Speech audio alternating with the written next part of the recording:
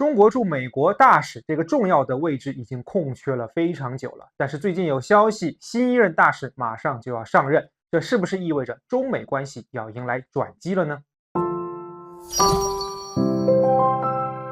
大家好，我是石涛。大家都知道啊，中美关系作为目前地球上最重要的双边关系啊，它的一举一动都会牵扯到未来世界局势的发展与变化。那么两国关系中非常重要的沟通纽带与桥梁，就是派驻向对方的这个大使啊，就特命全权大使。但是大家如果注意的话，就会发现啊，那么自从目前的外交部长秦刚啊被从原来的这个驻美大使的职位召回来之后呢，咱们的驻美大使的这个职位一直是空缺的。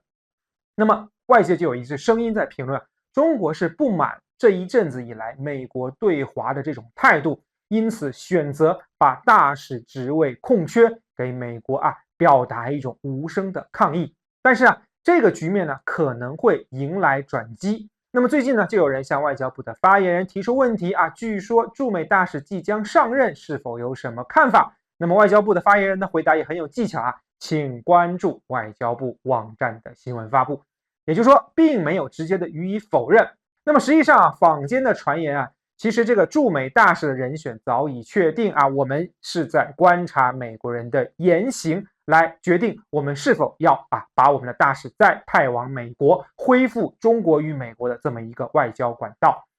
那么在最近的这半个月时间里面啊，虽然我们看到了美国在各种场合还是不断的在发表一些对华不友好的言论，但是我们如果抽丝剥茧看这个主基调，我们就会发现美国人的这个声调的调门呢是越来越低。那么前两天啊，在 G7 峰会上啊，这7个国家被华春莹评论为井底之蛙的这7个国家还在发表一些这个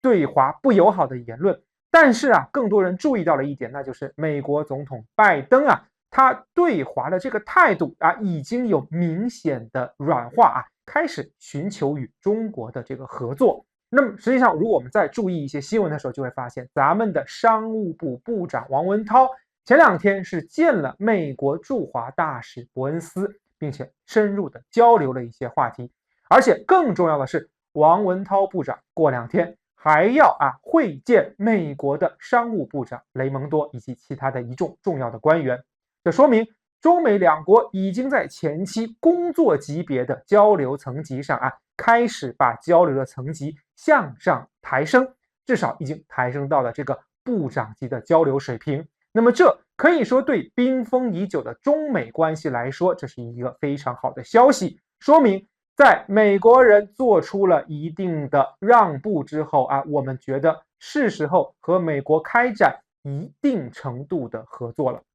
当然了，如果放眼现在的世界格局，就会发现美国对中国的需求远比中国对美国的需求要强烈和迫切得多。就比如说在解决美国债务上限危机的这个问题上，实际上中国能够做的事情是很多的。那么美国人也很清楚，中国如果出手就能够顺利的解决这个债务上限危机的问题，以至于美国的财政部长耶伦都说出了非常莫名其妙的话，叫做中国帮助美国解决债务上限问题、债务危机问题，是对全世界的责任和义务。大家听听看解决美国债务危机上限问题不是美国两党的责任和义务，是中国的责任和义务。这句话呢，大家如果听明白了，就会意识到目前美国政府对求助中国的这种情绪上的迫切。再加上咱们之前一直聊到的，美国政府内可以说是多个管道都在急切的想要接触中国，就能够明白目前中美两国的关系已经到了一个非常非常微妙的临界点。美国自己内部已经积压了太多的问题，如果得不到帮助加以疏解，那么很有可能美国自己就要出大的问题。而中国现在处在一个相对来说稳坐钓鱼台的一个位置，我们大可以吃着瓜看着美国自己去暴露问题。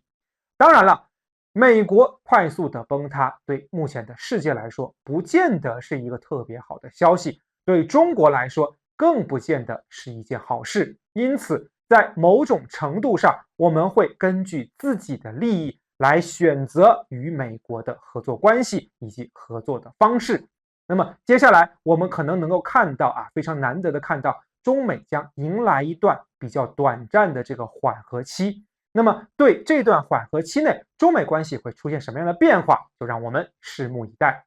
大家对这期话题有什么看法？欢迎在评论区和我交流，也感谢您的关注、点赞、转发支持。咱们下期再见。